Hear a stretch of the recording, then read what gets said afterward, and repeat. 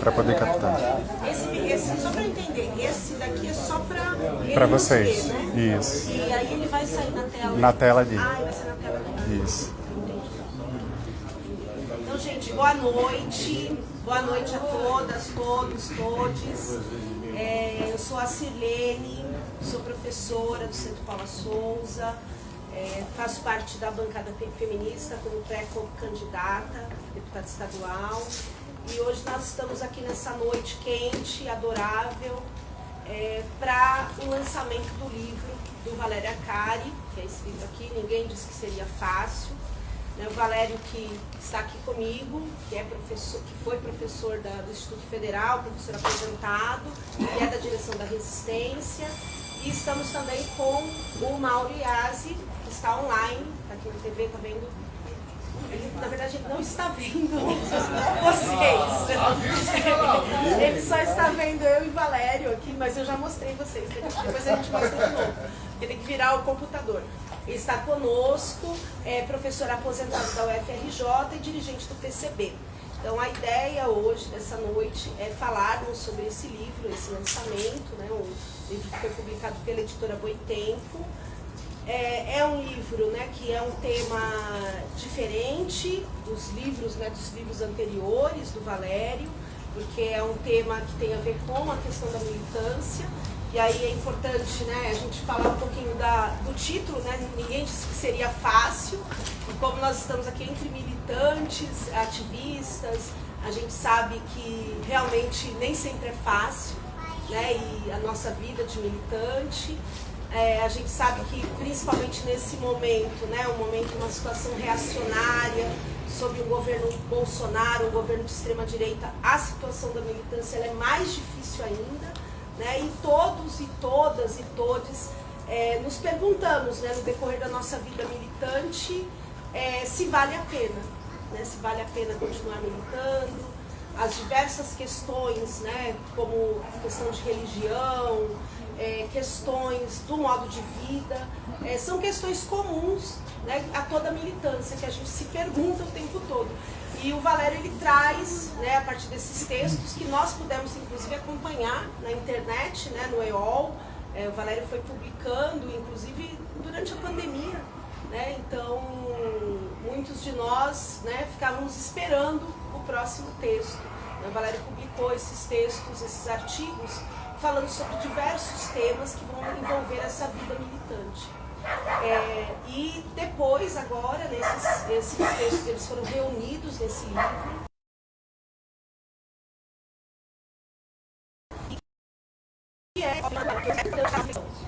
São textos que propõem uma reflexão, né, que nem sempre a gente pode viver uma vida militante sem refletir sobre ela, né, sob pena da gente acabar se tornando também alienado no próprio processo militante. Então, esse seria aí um dos temas, né? Eu não vou me prolongar muito, porque o próprio Valério vai falar um pouco do livro, e também, né, o Mauro Iazzi, que escreveu o prefácio, também vai falar sobre esse tema, mas eu, como uma militante, né, que tenho aí 22 anos de militância, que perto, obviamente, dos companheiros do Valério, do Mauro Iazzi, é um tempo pequeno, né, de militância, porque eles têm muito mais tempo do que eu considero assim, uma obra fundamental, que em diversos momentos que eu estive lendo, me lembrou aquele Conversando com o Moreno, que é diferente, porque é uma forma de uma entrevista, mas em que ele traz essas questões morais, mas eu também acho que o texto do Valério ele não é um texto assim, um manual, ele não é um manual do militante do que fazer, ele é mais, né, um processo de reflexão, que é muito importante a todos nós, a todas e todos e todas. Então, eu vou passar agora para o Mauro Iazzi, né, para ele falar com vocês, e depois o Valério. Então, Mauro Iazzi, com você. Bom, obrigado, Sirlene. Um grande abraço para você. Um grande abraço, dando os parabéns para o Valério. Eu fiquei muito contente quando o Valério me ligou uma noite dizendo, olha, estou tentando juntar aqueles pequenos textos de intervenção num livro e gostaria que você fizesse o prefácio. E ele, como é uma pessoa muito gentil, falou, deixa eu explicar. porque esse tema é um tema que poucas pessoas dão atenção, né? Essa questão da gente refletir, como dizia Silene, da nossa ação militante, o que envolve isso, muitas vezes, as crises, né? O impasse que isso produz subjetivamente na gente. E dizia o Valério, que me deixou muito contente, que ele considerava que eu era uma das pessoas que ele conhecia que se preocupava com isso, né? Muito bom quando alguém lê as coisas que a gente faz e entende, né? O que a gente queria é pessoas ali que nos compreendam. Conheço o Valério há bastante tempo, né? A Silene gentilmente falou que a gente milita há bastante tempo, mas eu posso garantir que a gente não estava na Comuna de Paris, né? Estava em outros episódios, mas mais próximo ainda nesse século, né, Valério? E a gente...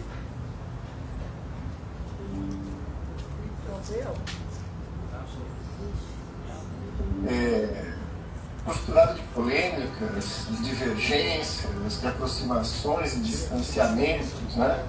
Mas sempre buscando, como o Valério insiste no seu livro, evitar, né, aquele confronto que utiliza o ataque pessoal como um tipo de estratégia para poder atacar as posições que aquele companheiro, aquele camarada, porventura tem até divergência nisso.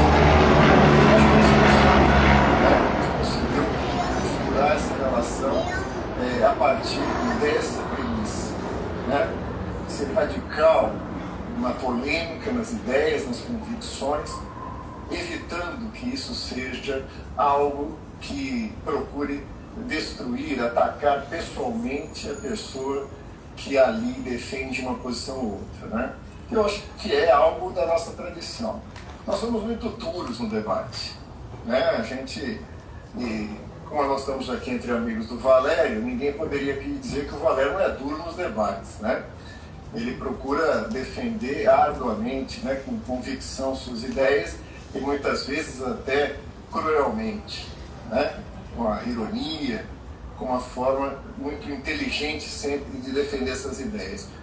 Mas é fundamental que a gente pense, né, como que nós, militantes que queremos mudar o mundo, e sabemos que nós de classes altos e baixos, como é que subjetivamente a gente vai enfrentar diferentes problemas. E eu conhecia, estava dizendo recentemente, que eu na verdade li esses textos 3 vezes, né? Porque lia quando saíam publicados, via de regra, ou o Valério me mandava, eu via nas redes sociais, li quando ele me mandou o material para pensar num prefácio, né? E quando recebi agora recentemente o livro da Boitempo, a gente vai dar aquela leitura transversal e não consegui, né? Fui para a minha rede e devorei o livro muito rapidamente, né? Por quê? Porque a proposta é bastante interessante. São textos curtos de intervenção e que precisamos conversar sobre diferentes aspectos da nossa militância, né? E diferente do que algumas pessoas possam pensar, bom, mas isso não está no centro da conjuntura. Bom, o que nós esperamos que sempre esteja no centro das conjunturas são militantes, né? E a nossa trajetória, a trajetória da esquerda brasileira, tem tragédias a serem evitadas, né? O desgaste dos militantes, aquela energia que a luta de classes exige e que nem sempre pensa, né, naquele ser que carrega essa tarefa da militância e que quebra, né? Quebra por vários motivos, sejam eles motivos políticos, sejam eles motivos dos impasses próprios da luta de classe, mas também de como é que isso incide sobre nós, né? Incide sobre aquilo que a gente acredita, sobre nossas paixões, sobre os nossos afetos, né? Acho que não há nenhum militante que em algum momento da sua vida não abriu uma trincheira que ele achava naquele momento essencial contra a família, né? Nós somos conhecidos por estragar almoços de domingo, né? Quando alguém fala, né, passos tal, e você fala, antes, porém, uma pequena análise de conjuntura, né? internacional e vai cair na história da sua família, nas famílias, etc. Então, como dizia um poema do Brecht, né, onde chega o revolucionário, chega o incômodo, né? Talvez mais maduro a gente vai selecionando batalhas que devem ser realizadas, mas é impossível realizá-las sem estarmos presentes em cada uma delas, né? A menos que, tragicamente, como já aconteceu na história de nossas lutas, essa ação se torne um emprego, se torne uma tarefa na divisão do trabalho e que, portanto, assume um caráter burocrático, né? Em que você pode ser revolucionário, né? Das 8 às 5 da tarde, com hora de almoço, e que você consegue deixar tudo isso no seu espaço de trabalho e deslocar-se para a sua vida. Aqueles que são realmente envolvidos de corpo e alma nessa luta sofrem, né? A vida é de viés, a vida tem arestas, como dizia o João Cabral de Melo Neto. E as arestas de quem se propõe a ser militante, exatamente pela sensibilidade, exatamente pelo compromisso, podem voltar ferindo de forma muito aguda, né? Nós temos, assim, em vários momentos da nossa história, e nesses períodos de refluxo da luta de classes, isso tem um risco maior, né? Daqueles militantes que veem determinados problemas, sejam seus, sejam da luta, sejam do mundo, do país, como barreiras intransponíveis que levam à depressão, em casos mais sérios, o caminho da morte, né? Por isso que o precisamos conversar é essencial, né? Tenho certeza que os textos foram pensados nessa perspectiva, né? Ali do lado da outra pessoa que pode estar sentindo isso e que às vezes algumas palavras podem ser essenciais para que aquela pessoa se agarre naquilo para poder enfrentar crises cada vez mais constantes, difíceis e abrir ali uma possibilidade de saída, né? Por isso que precisamos pensar, cobre um leque muito grande de discussões que o livro, né, aborda, né, que vocês vão ler. Valério pediu para mim falar o final de um dos textos, para as pessoas poderem comprar e ter acesso aos textos, né? Mas vocês vão ver que vai passar por temas como a amizade, a confiança, o trabalho de base, né? As finanças, mas também coisas como religiosidade, o papel do escracho, do cancelamento, daqueles desvios que nós temos como anti-intelectualismo, o embrutecimento, a saúde mental, né, Sirlene, que você notou bem, né, sobre envelhecimento, que é um belíssimo, um dos excertos bastante interessantes do envelhecimento, né, o procedimento para fazer uma análise de conjuntura ao lado de precisamos discutir parcerias amorosas, né? Então, vocês veem pelo próprio prefácio, pelo próprio índice, né, sumário, que você tem aí uma variedade de assuntos aos quais precisamos conversar, né?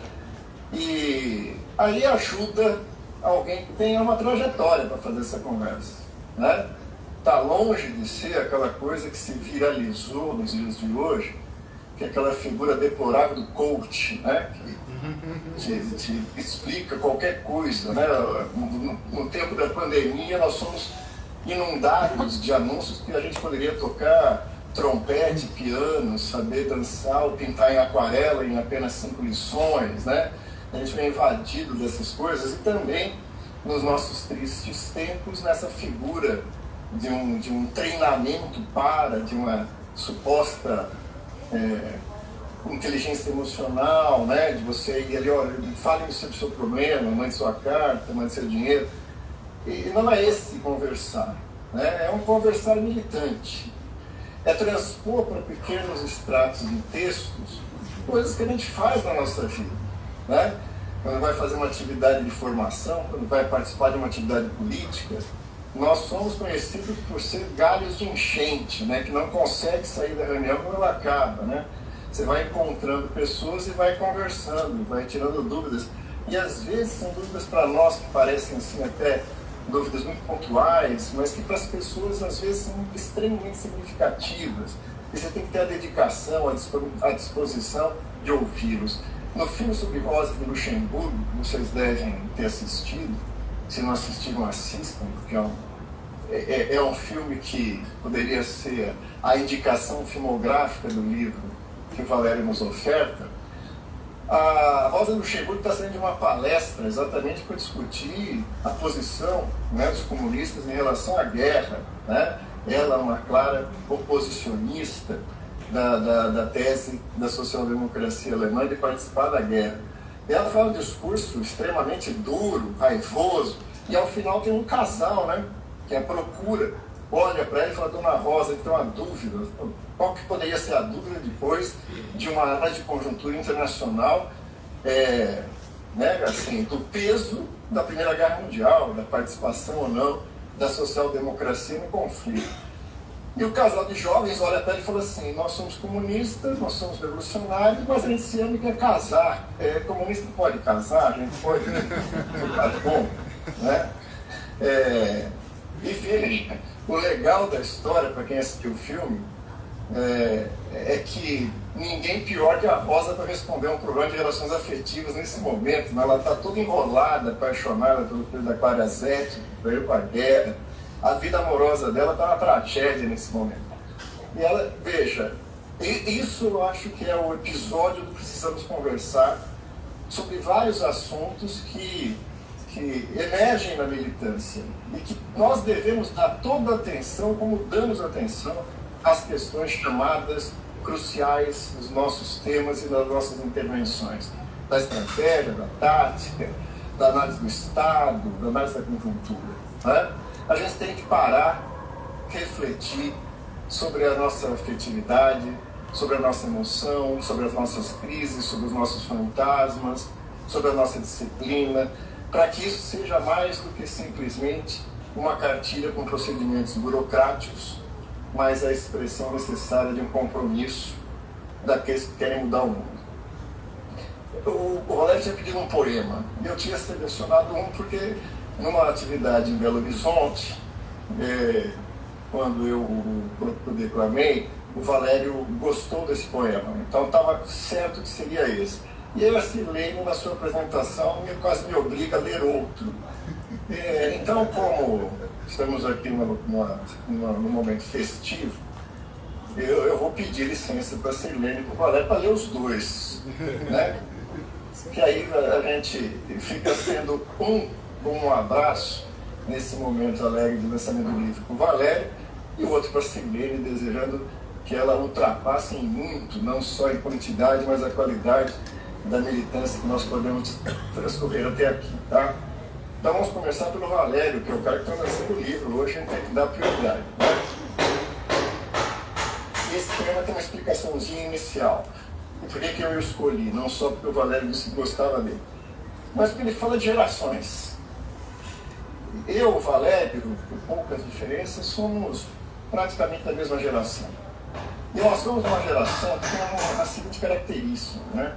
Nós somos uma geração intermediária. Nos antecedeu grandes quadros com que a gente aprendeu, respeitou, né? Que a gente tem grande compra e que foram essenciais na nossa formação como revolucionários. E transcorremos o período que nos coube, e tem aí toda uma geração nova chegando com muito fôlego para tocar, para desespero das classes dominantes, a continuidade dessa luta, né? É difícil ser uma geração intermediária, né? Aquela que, do ponto de vista político, vem das ruínas, né? Do golpe, da ditadura que se seguiu ao golpe, e de um conturbado processo de democratização que termina exatamente com um novo golpe em 2016, né? Então, dizem que nós não podemos escolher o período que nós atuamos. Foi esse, né? Eu estava numa banca, junto com o Zé Paulo, um dos representantes dessa geração mais antiga que nos forma, mas ao lado de pessoas da minha geração, para fazer uma banca sobre o Carlos Nelson Coutinho, defendida por um jovem militante. Isso me fez pensar essa transição de gerações, que é o que o poema trata. Chama O Instante Antes da Queda. E eu acho que tem tudo a ver, me perdoe a a inferência, não sei se tem, vocês podem, depois de ler o livro do Valério, avaliar se tem sentido, com aquilo que é a proposta do texto, ou dos textos que o Valério nos traz. Então eu chamo um instante antes da queda, e diz o seguinte: quando estávamos à beira do abismo, olhando o vazio sem fim de uma queda iminente, demônios e gárgulas do mal profundo nos chamavam para o voo sem volta da morte. Olhávamos para trás procurando a vida, os rostos amigos, os abraços, as esperanças, os passos que haviam construído os caminhos, as razões e os sentidos da busca. Assim demos o próximo passo, nos precipitando por nada. Não porque não víamos o abismo, não porque deixássemos de pressenti-lo, mas porque caminhávamos de cabeça erguida, certos das certezas que nunca abandonamos, porque não podíamos mais recuar em direção aos fantasmas do passado. No momento mesmo da queda em direção ao inferno, sentimos ainda a mão solidária que nos confortava. Ouvimos palavras doces e canções fortes. Sentimos uma vez mais o chão tremer sobre nossos pés. No último momento, ainda podíamos ver, ali, atrás, no abismo que ultrapassamos, os rostos velhos, serenos. E pudemos antever, lá, do outro lado do abismo, os jovens, dando os seus primeiros passos. E eles olhavam para nós com bondade. Esse é o poema para o Valério. Vamos ao poema para a Silene, que é baseado numa frase do Gramsci, né? Exatamente na frase que ela insistiu na sua fala, se vale a pena, né? E como diz o título do livro do Valério, ninguém diz que seria fácil cruzar esse abismo, né? Cruzar esse período histórico que enfrentamos. Mas por que a gente enfrenta e tem certeza que os jovens continuarão enfrentando essa caminhada? Então vamos a ele, chama Vale a Pena. Quando a noite parece eterna, o frio nos quebra a alma, quando a vida se perde por nada e o futuro não passa de uma promessa, nos perguntamos: vale a pena? Quando a classe parece morta e a luta é só uma lembrança, quando os amigos se vão e os abraços se tornam distância, nos perguntamos: será que vale a pena? Quando a história se torna uma farsa, outubro não é mais que um mês, quando a memória já nos falta e maio se transforma numa festa, nos perguntamos: vale a pena? Mas, quando entre camaradas nos encontramos, ousando sonhar futuros, quando a teoria nos aclara a vista e com o povo ombro a ombro marchamos, respondemos: vale a pena viver quando se é comunista. Um grande beijo para vocês, um abraço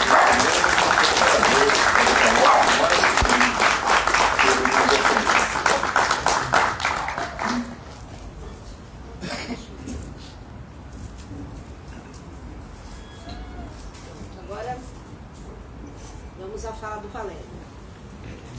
Bom, já é boa noite, então boa noite a todos, obrigado por terem vindo. Eu vou desenvolver 4 ideias rápidas. Bom, a primeira é que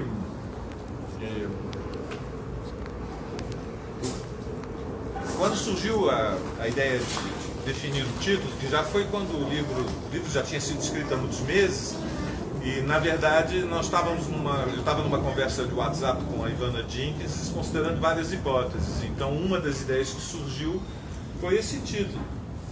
Ninguém disse que seria fácil. Havia outras hipóteses, né? Uma outra hipótese era: o mundo não vai mudar sozinho. E na brincadeira eu me lembrei de um meme que a minha filha tinha me enviado e terminava de uma maneira que em algum sentido combinava com o título. Ninguém disse que seria fácil, que era o agregado do "mas puta merda". Ou seja, foi bastante difícil. E quando o dia que eu vi o livro foi durante o Salão do Livro Político. O livro tinha acabado de chegar da gráfica e estava previsto já com antecedência um debate que era sobre a nova onda progressista na América Latina. No final, bom, o livro estava lá e algumas pessoas compraram o livro e houve uma pequena sessão de autógrafos ali no calor do salão. E apareceu uma velha militante, uma veterana, que tinha participado da militância no início dos anos 80, ou seja, na fase final da crise da ditadura, que eu já não via, portanto, há 40 anos. E ela se aproximou e me disse: você não vai se lembrar de mim, mas eu me lembro bem de você. E eu vou dizer algo que... Quando eu me uni à militância, eu pensei que ia ser mais fácil. Eu nunca pensei que ia ser tão difícil. Um pouco como se me dissesse... Eu não sei se eu me enganei a mim mesmo ou vocês me enganaram, mas isso foi muito mais difícil do que nós estávamos prevendo.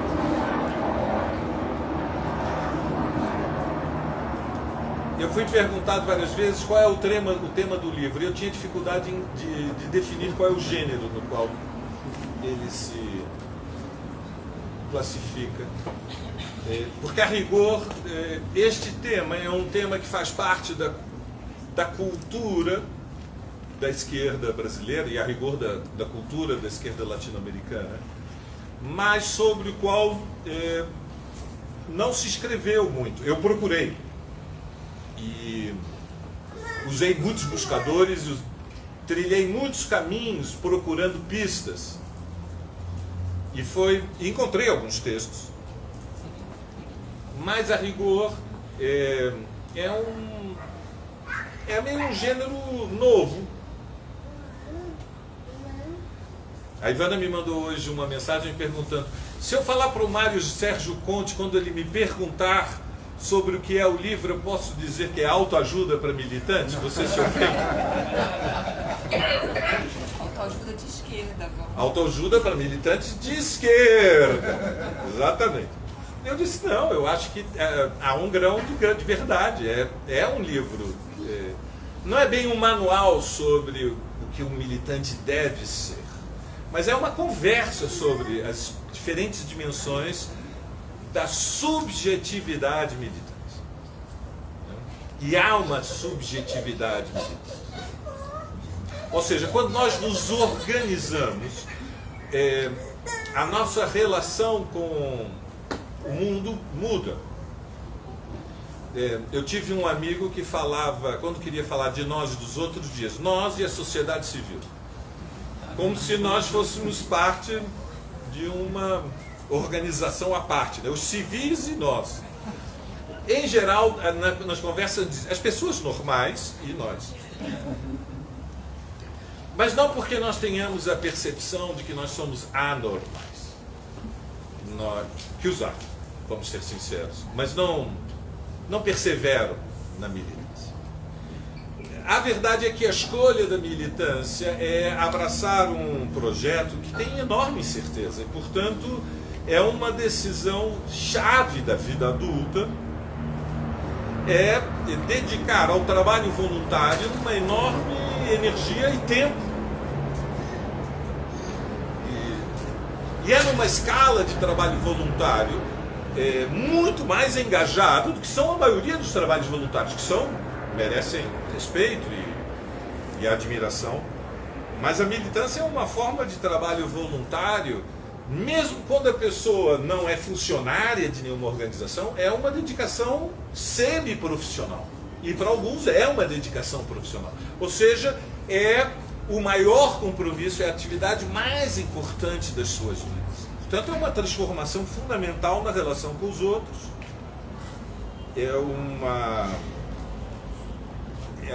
Exige abnegação e despojamento. E ainda que o compromisso tenha momentos mais intensos e outros momentos menos intensos, porque as situações políticas flutuam, porque a história das vidas tem as suas etapas, a verdade é que as pessoas normais, digamos, os civis, as pessoas comuns, raramente entendem o nosso compromisso militante. A militância é olhada com uma certa perplexidade e não são, em alguns meios, com desconfiança. Você deve estar ganhando alguma coisa para ter este tipo de compromisso. Porque você tem um compromisso tão grande com o movimento dos desempregados, ou com o movimento sindical, ou com o movimento estudantil, ou com o movimento ambiental, ou o movimento negro, ou o movimento das mulheres. Por que você tem tanto compromisso? O que você vai ganhar com isso? Gera desconfiança. E portanto, nós frequentemente temos que nos explicar, até para as nossas famílias. Acho que todos nós tivemos um momento em que tivemos que virar para os nossos pais, aqueles que nos engajamos muito cedo, e dizer: papai, mamãe, eu preciso lhe dizer alguma coisa. Eu me lembro quando eu disse isso para minha mãe, e ela me perguntou: engravidou alguém? Não é bem isso. Eu vou abandonar a Universidade de Paris. Ela disse: meu Deus, não podia ter engravidado alguém como uma pessoa normal? Tem que abandonar a universidade? A resposta honesta à pergunta por que nos engajamos é que ela tem recompensas. Ela tem 3 grandes recompensas à militância. A primeira é que nós nos sentimos úteis em tentar transformar o mundo um pouquinho para melhor, mesmo sabendo que o empurrãozinho que cada um de nós dá na grande escala, né, no teatro dos grandes acontecimentos humanos, é quase invisível, mas nós recolhemos um orgulho de sabermos nós estivemos lá, nós participamos dessa luta, eu participei dessa luta, eu estive lá. Então há uma recompensa que é de tipo moral, é subjetiva. A pessoa se orgulha do que fez. Há uma segunda recompensa, que ao abraçar a militância nós nos engajamos num coletivo, fazemos parte de uma comunidade. O pertencimento traz uma recompensa. Nós não andamos mais sozinhos pelo mundo. E dizem os estudiosos do comportamento humano que a solidão é um dos sofrimentos mais dilaceradores, digamos, mais devastadores. É o sentido de abandono, de desamor. O pertencimento, ele traz uma alegria afetiva. E a terceira é que, nos engajando na militância, nós nos transformamos a nós próprios através da interação com os outros, e apostamos que vamos um pouco além, vamos além do que éramos antes, nos transformamos para um pouquinho, pelo menos para melhor. A militância, ela se sustenta, portanto, em recompensas. Elas às vezes nos faltam. Às vezes nós somos incompreendidos e, evidentemente, a militância traz desgaste, desilusões, frustrações, desentendimentos. E um pouco como o Mauro já disse, nas esquinas perigosas da história, as pessoas encontram os seus limites, se esgotam e muitos quebram. Os argentinos usam uma expressão diferente da nossa, eles dizem os militantes se hundem, que é uma imagem um pouco diferente, né? Os militantes se afogam. Isso é verdade porque a militância tem riscos.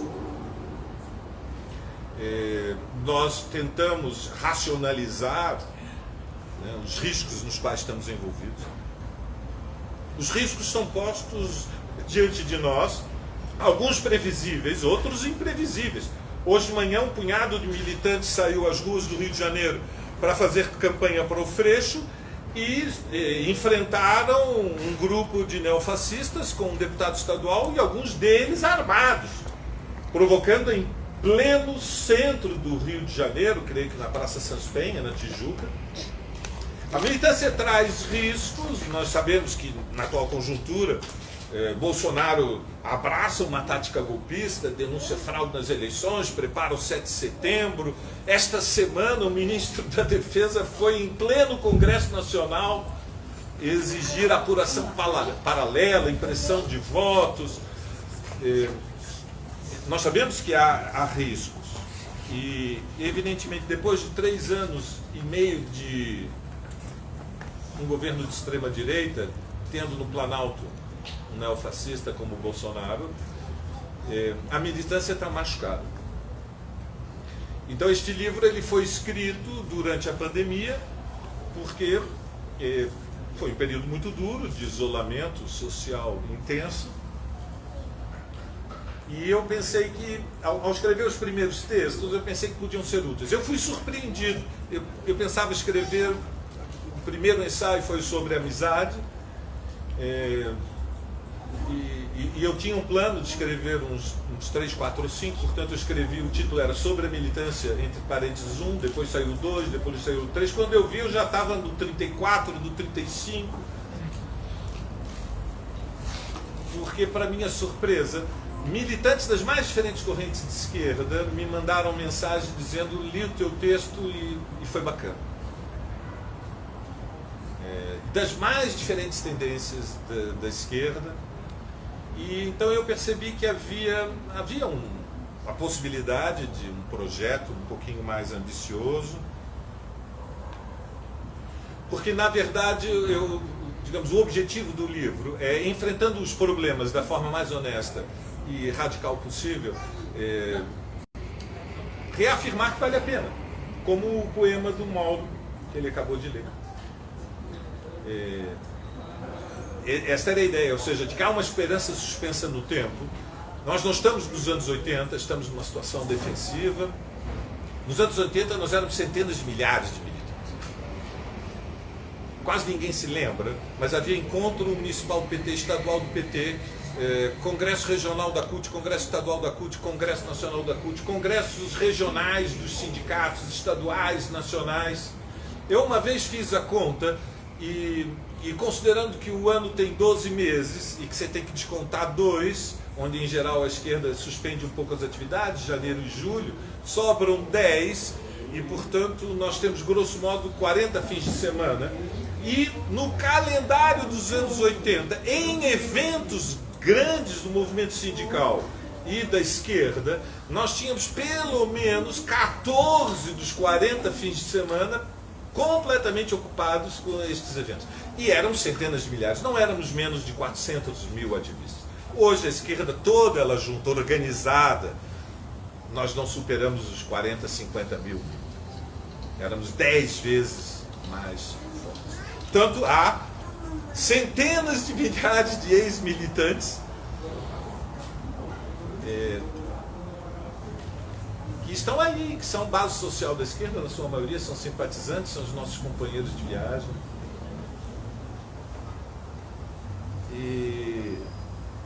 Então eu escrevi acreditando que essa esperança que está suspensa no tempo, que é aquilo que nos leva adiante, num contexto histórico diferente, evidentemente, do que era o final dos anos 70, início dos anos 80, era totalmente diferente. Quando eu conheci o Mauro, tinha triunfado há um ano a Revolução Sandinista, tinha sido derrubada a monarquia do Shah Reza Pahlavi no ano anterior.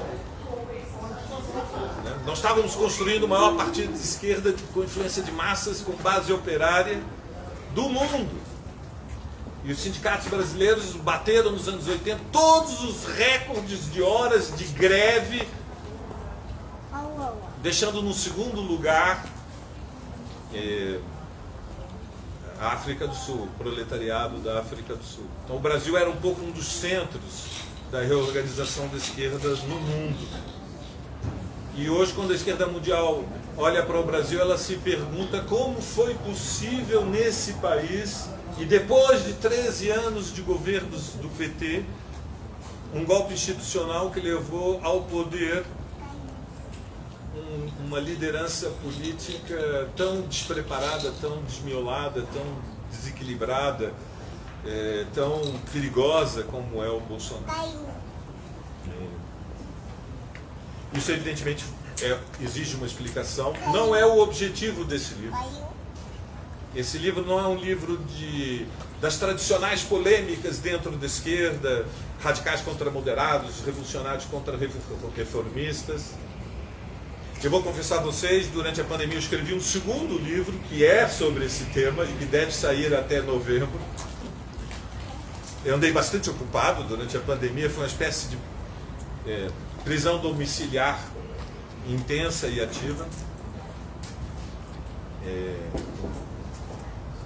Então eu queria dizer que, bom, em primeiro lugar, só foi possível ter escrito esse livro porque a minha companheira de monastério, né, dizem que os trotskistas são como os beneditinos, né, são os religiosos que fazem a união do trabalho manual e do trabalho intelectual e se fecham nos monastérios. Bom, eu e a Su ficamos fechados na companhia um do outro. Só a minha filha fazia de vez em quando uma viagem, uma visita, e punha 2 ou 3 máscaras. Esse livro só foi possível, evidentemente, porque a Su, como sempre, teve uma enorme paciência comigo, que os que me conhecem sabem que, na verdade, eu sou um cara muito chato. Então, em primeiro lugar, esse livro é dedicado a ela, e o meu primeiro obrigado é para ela, sem a qual eu não teria atravessado toda essa provação que foram esses últimos 5, 6 anos. O segundo agradecimento eu tenho que fazer à editora Boitempo, que acreditou no livro. E não era fácil acreditar no livro, porque a pergunta primeira que a Ivana me fez foi: mas qual é o gênero do livro? E eu não sabia explicar. Bom, e a Ivana acreditou no projeto e me disse: me dá umas semanas para pensar, e logo em seguida me disse: nós temos interesse, vamos publicar, você entra na lista, só que vai ter que esperar um pouquinho. E eu disse: não vai.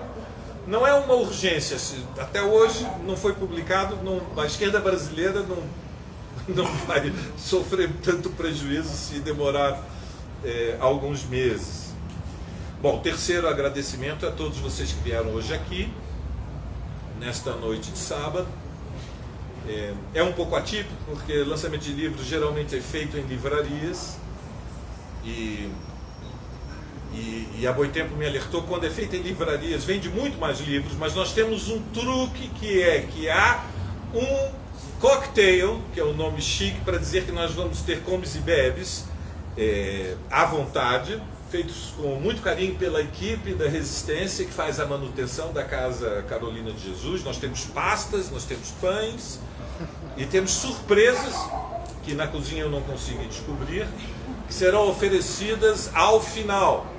E não é obrigatório comprar o livro para degustar os comes e bebes, todos são bem-vindos.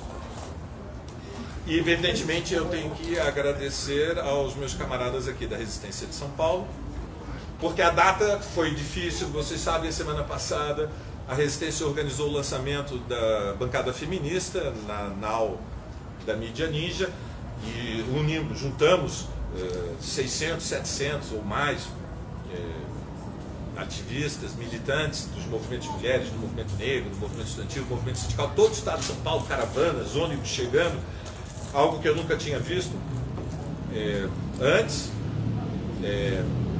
Fiquei até um pouco assustado, vocês sabem que eu sou trosco velho, então eu sou do tempo que a gente fazia reunião com 2, com 3 já havia um risco.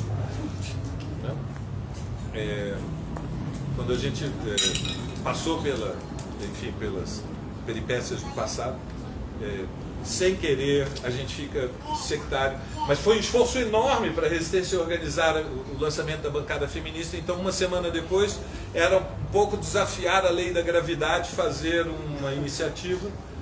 Então eu não posso deixar de agradecer a Arielle, a Carol Coultro, ao Pierre, ao Miranda e ao Sérgio, aos meus amigos presentes, a Júnior, o Celso que eu estou vendo aqui, a Débora e ao Bocão. E enfim, através deles, a todos por terem vindo hoje aqui. Eu estou muito feliz com esta noite, porque vale a pena.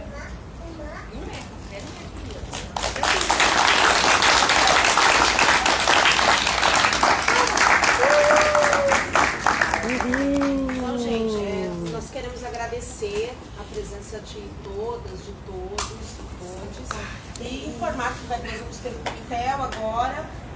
Tem um livro aqui na sede para vender e o Valério vai estar autografando também.